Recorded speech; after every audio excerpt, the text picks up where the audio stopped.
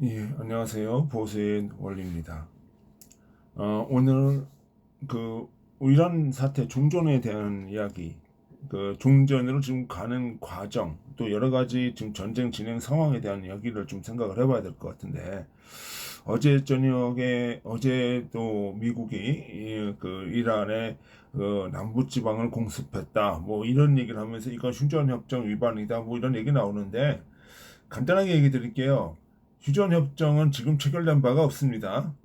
체결된 바가 없고 지금 미국이 일방적으로 공격을 안 하고 있는 거예요.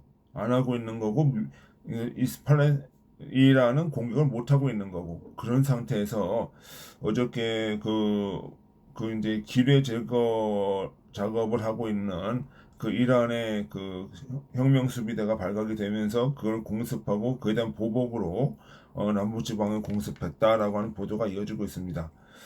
이러면서 또 이제 휴전 협정이 종전이 안 되는 거 아니냐 뭐 이런 얘기가 나오고 있는데 우리나라의 언론과 미국의 어떤 좌파 언론들 같은 경우에는 이 사건을 단순히 종전이냐 아니냐, 누가 이겼냐, 뭐 누가 공격했냐 이런 구도로 자꾸 만들어 나가요. 그런데 제가 이 미국의 그 세계 전략이라는 측면에서 보면 이 이란전은 하나의 질서 재편의 과정이라고 하는 거를 봐야 되는 겁니다. 그러니까 이란전에 이겼냐 졌느냐 종전이냐 휴전이냐 이런 것이 중요한 것이 아니라 이 전쟁을 통해서 미국이 추구하고 있는 세계 질서는 어떻게 이끌어 나갈 것인가 거기에 초점을 맞춰줘야 되는 거예요. 사실은 그 미국이 뭐 종전하려면 하죠. 그냥 나가면 되는 거예요. 그냥 됐어. 끝났어. 이제 그럼 나가면 돼. 근데 왜 지금 이러고 있냐는 거는 지금 미국이 이것을 통해서 나가고자 하는 하나의 그 질서를 형성하는 그 과정이라고 하는 거를 우리가 봐야 되는 거죠. 지금 미국한테는요, 종전이 의미가 없어요. 단순히 이란에서 에너지 수급 차원에서의 종전은 의미가 없어요. 어떤 질서를 만들어 나갈 것인가라고 하는 것이 중요한 것이죠. 그 이란전은 단순한 중동 전쟁이 아니라 에너지 질서, 해상 통제권, 동맹 구조, 중국 견제, 글로벌 공급망, 달러 체제 이 전체를 재편하는 그 과정이라는 것에 봐야 되는 거예요. 미국은 단순히 이란을 공격하는 것이 아니라 이것을 통해서 어떤 세계 질서를 구축할 것인가라는 더 중요하게 보게 되는 거예요. 그러니까 한동안 그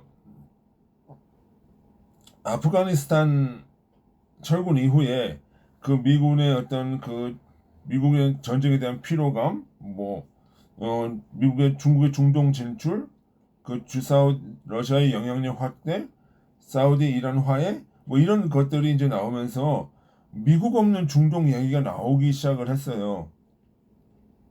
그래서 이번 이란전은 오히려 반대의 현실을 보여주고 있다는 거예요. 세계 경제는 여전히 호르무즈 위협, 수에즈運나 인도양 항로 이렇게 하나의 축으로 형성되어 있다는 것을 보여주는 거죠. 사실 이 그 위에서 뭐 아프가니스탄 철군, 뭐 러시아 영향력 확대, 사우디 이란 화해, 뭐 이런 모든 것이 사실은 바이든 행정부에서 나온 얘기거든요. 사실은 이것은 바이든의 어떤 미국의 어떤 그 영향력이 약해서라기보다도 바이든의 정책 실패라고 봐야 되는 거예요. 그러니까 트럼프가 그 당시에도 아프가니스탄 철군할 때도 지적을 한 게 뭐냐면 철군하는 게 중요한 것이 아니다. 이후에 어떤 질서를 갖춰놓고 시스템을 만들어놓고 철군을 하느냐 이런 과정 중에 있었는데 그냥 일방적으로 나가버렸다는 거죠. 그러니까 이런 정책적 미스라고 보는 거예요. 음? 그렇지만 트럼프가 다시 들어오면서부터 이런 것을 다시 정리해 나가고 있다. 어? 그리고 이제 그 배운항로를 통제할 수 있는 국가는 여전히 미국 중심 해군력이다라고 하는 것을 보여주고 있는 거죠. 그러면서 중동 국가들도 현실을 다시 보기 시작을 했어요. 단순 반미 강점보다는 별개로 석유 수출, 해상 안전, 금융망 접근, 미사일 방어, 정권 안정을 유지하려면 미국과 협력을 할 수밖에 없다고 하는 그런 현실 인식이 있는 것이죠. 그러니까 그것이 전쟁의 목표였다는 거예요. 그러니까 이번 사건을 통해서 정말 우리가 의미심장하게 봐야 되는 거는 사우디와 아랍이 이란을 공격했다는 거예요. 전에는 사우디와 아랍이 때로는 견제를 하기는 했어도 직접 공격은 하지 않았어요. 왜? 같은 이슬람이라고 하는 그런 공동체가 있었던 것이죠. 근데 이 이슬람권의 같은 이슬람의 어떤 패권을 놓고 사우디가 이란이 경쟁을 벌이기도 하다가도 이슬람이 공격을 받는 이슬람 그런 어떤 위기에 처하면은 도중체 이슬람 형제라는 이유로 서로를 이제 보호해준 역할도 했단 말이에요. 근데 이 사태 이후로는 지금 아랍과 사우디가 이제는 이란을 직접 공격하고 이스라엘을 지원하기 시작했다는 것이죠. 이것이 하나의 변화의 축이라는 거예요. 또한 이번 전쟁의 중요한 배경은 무엇보다 중국이죠. 중국은 세계 최대의 생산 국가이지만 동시에 막대한 원유 수입 국가예요. 중국은요, 그 자체에서 나오는 석유가 있지만 대부분 70%를 해외에서 가지고 오는 거예요. 베네수엘라, 이란에서 가져왔단 말이에요. 근데 그 수급이 완전히 다 끊어지면서 이제 압박을 받는 구조가 되는 거죠. 이번 전쟁은 단순히 이란 전 문제를 넘어서 중국의 성장 기반을 어디까지 제어할 수 있는 있느냐라고 하는 것과 이제 닿아져 있는 거죠. 그래서 미국은 해상 통제, 에너지 공급, 금융 제재, 동맹 네트워크를 동시에 활용할 수 있는 그 기회로서 지금 이란전을 하고 있는 거예요. 미국은 세계 최대의 에너지 생산국 가운데 하나예요. 셰일 혁명 이후 미국은 원유, LNG, 에너지 수출들을 크게 확대했죠. 만약 미국이 중동 질서 안정, 원유 공급 확대, 친미 산유국 혁명을 통해서 유가 안정 또는 하락을 유도한다면은 이란, 러시아, 반미 산유국 상당히 압박을 받을 수밖에 없어요. 러시아, 그죠? 반미 산유국이라고 하면은 이제 사실상 다 깨지게 되는 거죠. 반미도 지금 베네수엘라도 지금 미국의 영향권 안에 들어갔고, 이란도 지금 미국 영향권에 들어가면 사실 반미 산유국이라는 것 자체가 없어지는 거예요.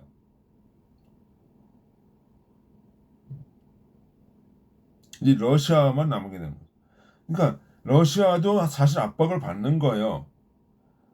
이런 모습은 북중러에도 균열이 생길 수 있어요. 단순히 그냥 이란 미국만의 문제가 아니라 북중러에도 균열이 생길 수 있어요. 왜 그러냐면 북한은 유엔 제재 이후로 암암리에 중국으로부터 원유를 가지고 사들였거든요. 원유를 사들였거든요. 사실은 사들였다고보다도 중국이 지원을 해준 거죠, 그냥. 근데 이제는 중국 자체가 원유 수급이 불안정해지면 이것도 끊길 수 있다는 거예요. 그러면은 기존의 중국과 북한과의 관계가 어떻게 될까요? 예전 것처럼 타이트하게 붙지는 못한다는 거죠. 우선순위가 바뀔 수 있어요. 일단은 북한에 들어갈 석유가 없다. 그러면 뭐예요? 야, 우리 거부터 우선 채우고 줄게 하다 보면 이제 북한에 들어갈 석유가 없어지는 거죠. 그럴 경우 북한은 러시아 밀착, 독자 노선 강화, 핵무력 확대도 할 수가 있어요. 지금 그런 방향으로 가고 있죠. 북중러는 겉으로는 반미 연대를 유지하더라도 중국은 경제 안정, 러시아는 전쟁 지속, 북한은 체제 안전 생존이라는 서로 다른 목표를 가지게 되면서 이제 균열이 생길 수 있다는 거죠. 이런 이런 모습은 아프리카도 하나의 재편이 들어가요. 우리가 아프리카는 잘 얘기를 안 해요. 왜? 아프리카는 미개발 국가이고 또 이제 전략적으로 이제 미중 간의 관계가 워낙 중요하다 보니까 상대적으로 좀 소외되는 측면이 있어요. 근데 이 아프리카도 나름대로는 의미가 있어요. 왜? 천연 자원이 많아요. 아프리카도 직접적인 영향을 준 관계가 있어요. 과거 아프리카는 세계 정치의 이제 주변부처럼 여겼지만 이제는 좀 달라져요. 달라질 거예요. 아프리카는 이제 코발트, 리튬, 히토류, 우라늄, 석유가스, 천연가스, 석유, 미래 산업의 핵심 자원을 가진 전략 대국으로 지금 오르고 있는 상황이에요.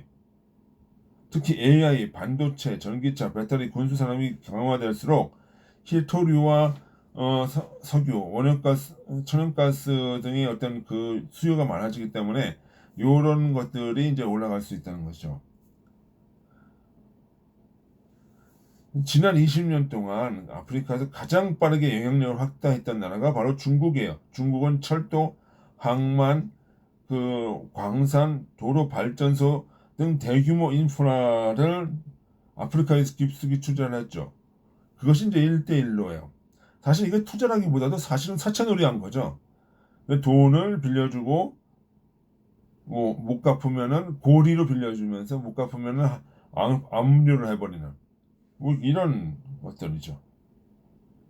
그러면 이제 미국이 중동 에너지 질서를 장악하고 석유 원유를 압박하고 해상 통제를 강화하고 공급망을 재편하면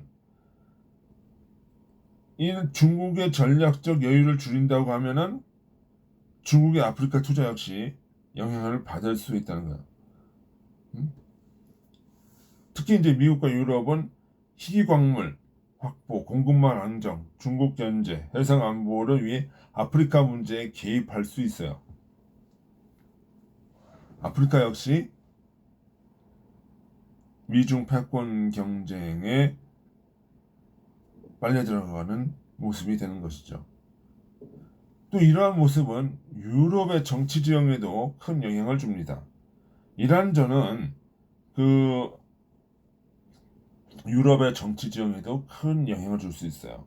이미 유럽은 이민 문제, 치안 악화, 다문화 갈등, 에너지 위기, 그 반유대주의 충돌 등으로 상당히 지금 흔들리고 있는 모습이거든요.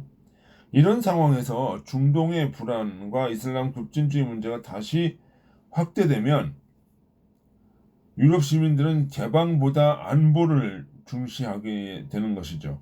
그 결과 유럽의 우파가 성장하고 있고 국경 통제가 강화되고 있고 나토 재강화, 문화적 보수주의 확대로 이어지는 모습이 보여주는 거예요. 특히 도널드 트럼프 진영, 트럼프 대통령은 나토의 해체보다 미국 중심의 안보 동맹 재구성을 하는 거죠. 그러니까 우리가 지금 언론에서 지금 잘못 보도를 하고 있는 게 트럼프가 나토를 해체하는 게 아니에요. 그 나토도 해체되는 걸 바라는 것이 아니야. 근데 뭐가 지금 문제라는 거예요? 트럼프는 뭐야? 나토가 과거와 같이 안보를 중시하고 시장 경제 원리를 중시하고 그리고 유럽의 정체성을 다시 확보하는 보수로 나가기를 바라는 거죠. 그러면서 실제로 영국 키어스타머라든가 마크롱이라든가 이런 나라 좌파의 어떤 지도자들이 등장을 했지만 지금 지지율이 급격히 떨어지고 있죠. 그것과 무관치 않다는 거예요. 미국의 중요한 거는 전쟁 끝나는 게 중요한 것이 아니에요. 미국의 중요한 것은 단순한 휴전이나 종전 선언이 아니에요. 누가 바다를 지배하는가? 누가 에너지를 공급하는가? 누가 공급망을 어떻게 움직이는가, 누가 동맹을 어떻게 조직하는가, 무슨 역할을 하고 어떻게 질서를 구성해 나갈 것인가, 이거를 얘기를 하는 거죠. 이란전은 그 질서를 미국 중심으로 재편하는 흐름 속에서 나타나고 있는 거예요. 그냥 단순히 미국의 이번 전쟁은 단순한 군사 충돌이 아니라 21세기 국제 질서를 다시 설계하는 과정이라는 것이죠. 결국 이란전 이후는 단순한 평화와 전쟁의 문제가 아니라 에너지, 공급망, 안보, 동맹, 패권이 다시 연결되고 있는 시대 속으로 들어가고 있다는 것이죠. 트럼프는요, 종전이 중요한 것이 아니에요. 이후에 어떤 질서를 만들 것인가.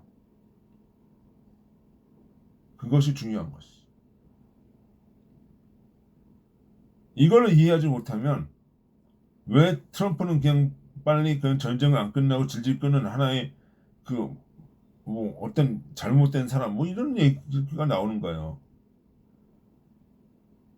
이런 전략과 질서 재편이라는 구조에서 관점을 볼 때 패권국은 항상 그거예요.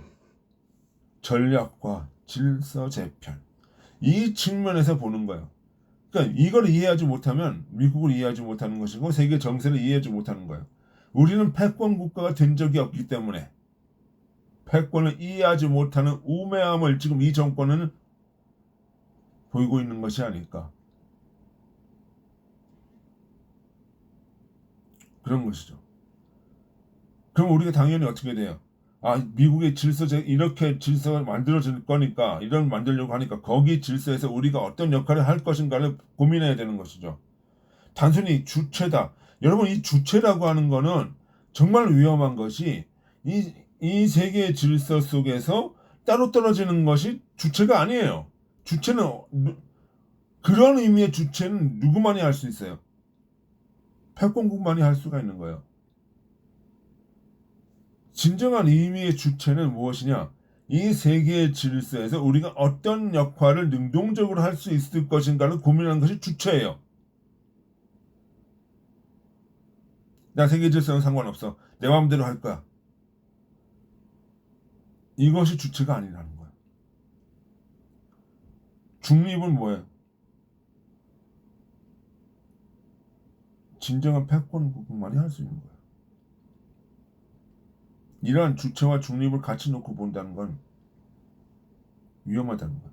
그런 의미에서 지금의 대한민국 정부의 이러한 이재명 정권의 외교는 심히 위험하다. 심히 위험하다라고 할 수 있는 겁니다. 예, 오늘 여기까지 하겠습니다. 예, 수고하셨습니다. 제 강연이 마음에 드셨다면, 유익하셨다면 좋아요와 구독 부탁드립니다. 수고하셨습니다. 안녕히 계십시오.